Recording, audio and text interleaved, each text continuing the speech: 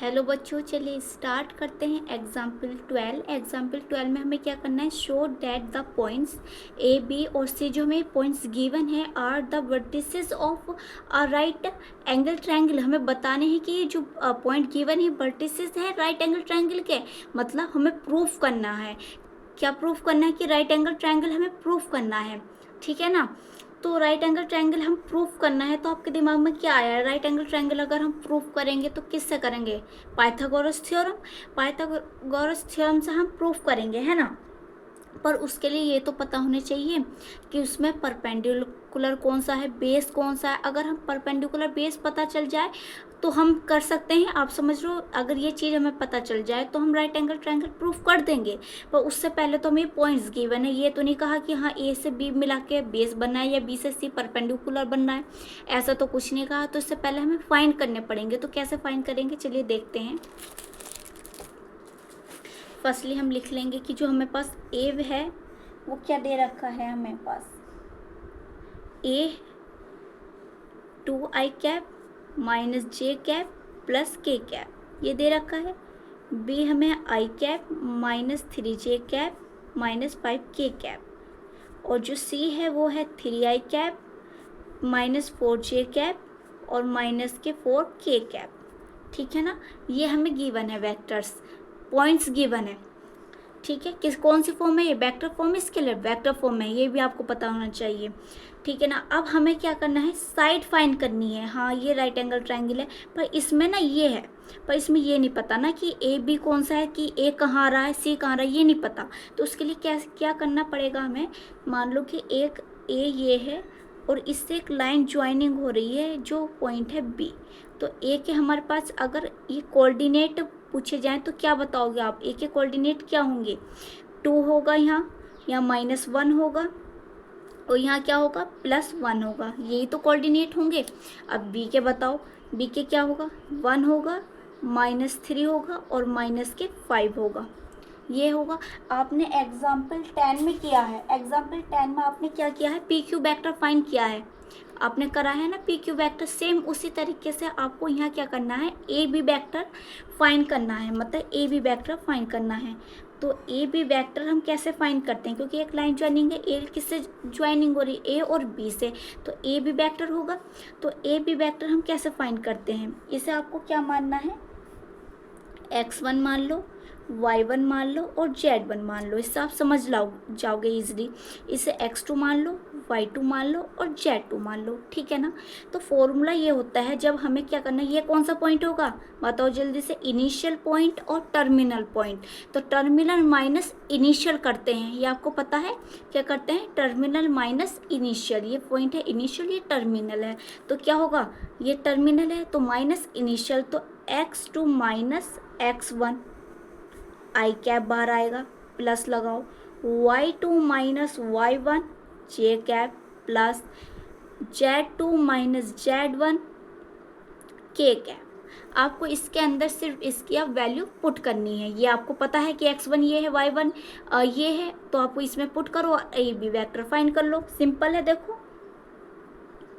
तो x2 क्या है हमारे पास 1 है और x2 1 है और बीच में क्या है माइनस है, लगाओ, x1 क्या है 2 है, लिखा आई कैप प्लस y2 क्या है हमारे पास -3 है, तो -3 बीच में क्या है माइनस, y1 क्या है -1 उसे लिखो j कैप प्लस। अब z2 क्या है हमारे पास -5 बीच में माइनस, अब z1 क्या है 1 है, k कैप। अब इसे आप सॉल्व करो, जो प्लस है उसे प्लस करो, यहाँ क्या आएगा, यहाँ हमारे पास क्या आएगा, ये 2 माइनस का ज़्यादा है और प्लस का 1 कम है, तो क्या आएगा -1 आई कैप। अब माइनस और माइनस ये प्लस हो जाएगा और प्लस माइनस माइनस, तो माइनस होके किसका आंसर आएगा, माइनस का, क्योंकि माइनस ज़्यादा, क्योंकि माइनस माइनस प्लस, तो 3 में से 1 को सब्ट्रैक्ट करेंगे तो क्या आएगा -2 जे कैप, क्योंकि प्लस है तो प्लस माइनस माइनस हो जाएगा, माइनस माइनस प्लस, 5 और 1 6 और प्लस माइनस माइनस, तो 6k कैप। तो ये हमारे पास क्या आ गया है, ए बी वेक्टर आ गया है। अब क्या फाइंड करोगे आप करोगे बी सी वेक्टर, सेम इसी तरीके से हमें फाइंड करना है बी सी भी, x2 minus x1 y2 minus y1। तो फिर से आप यहाँ समझो कि एक लाइन ज्वाइनिंग हो रही है किससे, बी से और सी से। तो बी के कोऑर्डिनेट क्या है, 1 -3 और -5। सी के देखो क्या है, 3 -4 और -4 ये हैं। तो सेम ये x1 है, y1 है और z1 है, ये x2 है, y2 है और z2 है। तो क्या है, x2 minus x1 I cap plus y2 minus y1 J cap plus z2 minus z1 K cap. तो यहाँ क्या करना है, पुट करनी है अब x2 की वैल्यू और x1 की वैल्यू। x2 क्या है हमारे पास यहाँ 3 और ये क्या है, बीच में क्या है माइनस, और x1 क्या है 1 है आई कैप प्लस y2 क्या है -4 है, बीच में माइनस है, और y1 भी क्या है -3 जे कैप प्लस z2 क्या है -4 और z1 क्या है माइनस, बीच में माइनस और फिर क्या है -5 है। तो ये क्या है के कैप। यहाँ क्या आएगा हमारे पास, इसमें से इसे सब्ट्रैक्ट करेंगे 2 आई कैप, माइनस और माइनस प्लस हो गया, तो माइनस का 4 है प्लस का 3 है, तो क्या आएगा माइनस का 1, क्योंकि 4 में से 3 को सब्ट्रैक्ट करेंगे तो क्या आएगा माइनस का 1। और ये क्या, माइनस और माइनस प्लस, प्लस होके 5 प्लस के ज़्यादा है और माइनस का 4 कम है, तो प्लस की वैल्यू आएगी, प्लस की वैल्यू क्या आएगी 1 के कैप। तो ये हमारे पास आया है VC वेक्टर, ये फाइंड कर लिया। अब क्या फाइंड करना है, अब हमें फाइंड करना है CA वेक्टर। पहले AB वेक्टर, फिर VC वेक्टर, फिर CA वेक्टर। तो ये हमारे पास है, ये C ये है और A ये है। C के कोऑर्डिनेट लिखो क्या है, 3 -4 -4, A के लिखेंगे 2 -1 और 1। फिर से ये क्या होगा, x1 y1 z1, x2 y2 और z2। ठीक है, फिर यही हम लगाएंगे x2 माइनस x1। तो ये हम निकालें CA वेक्टर। तो x2 minus x1 I cap plus y2 minus y1 J cap plus z2 minus z1 K cap. तो यहाँ वैल्यू पुट करेंगे हम, यहाँ आएगा 2 और ये क्या होगी -3 आई कैप प्लस ये क्या है y -1 और माइनस का 4 है, और माइनस माइनस क्या होगा प्लस होकर डायरेक्ट लिख रहे हैं जे कैप प्लस z2 क्या है 1 है और माइनस का 4 है, और -4 का ये बीच में माइनस माइनस प्लस का 4 के कैप। यहाँ क्या आएगा हमारे पास, माइनस का 1 आई कैप प्लस का 3 जे कैप और यहाँ +5 के कैप। तो ये हमारे पास क्या आ गया, CA वेक्टर आ गया है। ठीक है, हमने ये तो फाइंड कर लिया कि AB BC। अब हमें क्या फाइंड करना पड़ेगा, अब हमें इनकी लेंथ निकालनी पड़ेगी कि हाँ AB ये लेंथ है और AC हमारे पास ये लेंथ है। ठीक है ना, तो लेंथ निकाल लेंगे, जब भी तो हमें पता चलेगा कि कौन सी लेंथ क्या है। तो लेंथ निकालने का मतलब क्या है कि हमें क्या निकालना है, मैग्नीट्यूड निकालना है। वेक्टर की लंबाई को ही हम क्या बोलते हैं, उसका मैग्नीट्यूड बोलते हैं। तो निकाल लो, यहाँ पहले किसका निकाल लेंगे, AB का निकाल लेंगे। तो AB जो हमारे पास वेक्टर है वो क्या है, हमारे पास AB वेक्टर है -i कैप -2j कैप -6 के कैप। ये है AB वेक्टर। तो इसका मैग्नीट्यूड फाइंड करो। तो मैग्नीट्यूड ये क्या आया, मोड है या मैग्नीट्यूड है, ये है मैग्नीट्यूड ऑफ AB वेक्टर। अगर ये साइडों में ये हमने लगा दिया तो ये बन गया है, हम क्या फाइंड करें, मैग्नीट्यूड। तो मैग्नीट्यूड फाइंड करते हैं √x² + y² + z²। तो यहाँ x y z क्या होते हैं, x y z। तो क्या है -1² प्लस -2 का स्क्वायर प्लस बीच में प्लस है -6 का स्क्वायर, ये करा। तो यहाँ स्क्वायर कर लिया तो 1 का क्या होगा 1, 2 का क्या बन जाएगा 4 और ये क्या बन जाएगा 36। तो 36 और 4 40 और 1 ऐड करेंगे तो क्या आ गया 41।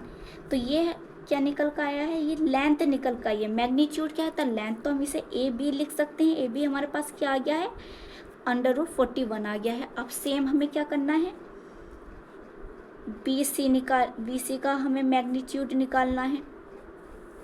BC का मैग्नीट्यूड निकालना, तो पहले BC वेक्टर लिख लेते हैं। हमारे पास BC वेक्टर क्या है, BC वेक्टर है 2i कैप -1j कैप और +1 k कैप। ये हमारे पास BC वेक्टर है। तो इसका मैग्नीट्यूड निकाल लेंगे। तो 2 का square plus -1 square plus 1 square, ये तो यहाँ स्क्वायर करेंगे, क्या है 4 + 1 + 1, क्या निकल कर आएगा यहाँ से 5 और 1 6। तो हमारे पास क्या आ गया है VC मैग्नीट्यूड √6। तो इसकी हम लेंथ ही तो निकालिए, तो हम इसे ये लिख सकते हैं VC की जो हमारे पास निकल कर आई है वो क्या निकल कर आया है √6 निकल कर आ गई है लेंथ।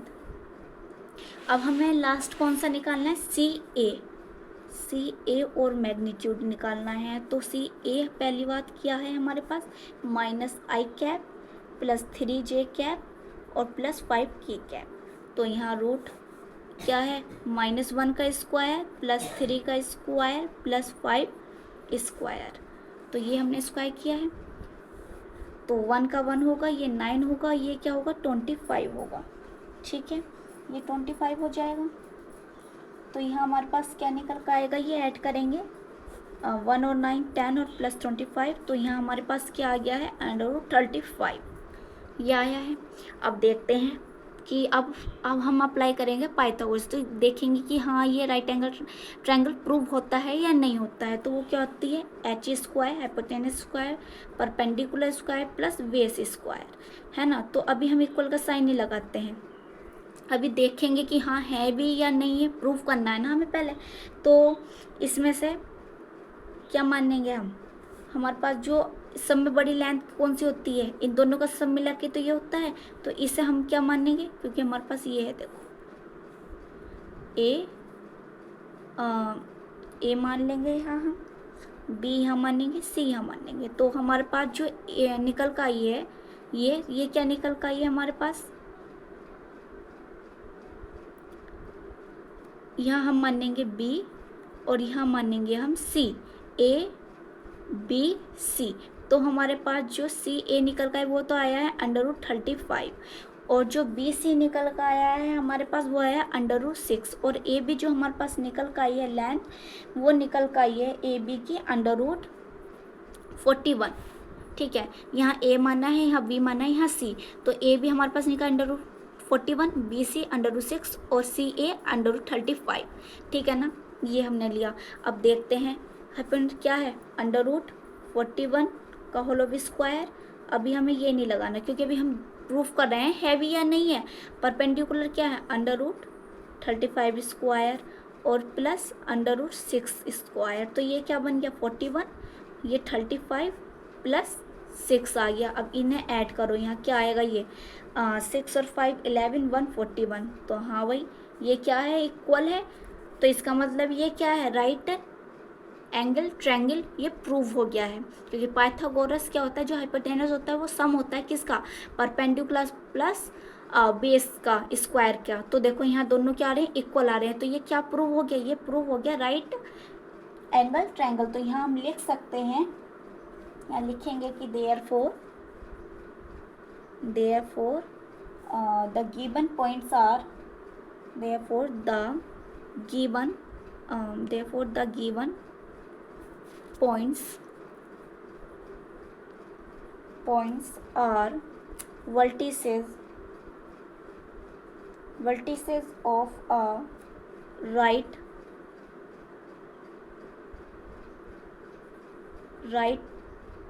angle triangle। ठीक है, तो ये हम लिख देंगे। वीडियो को लाइक करें, शेयर करें और सब्सक्राइब करें चैनल को।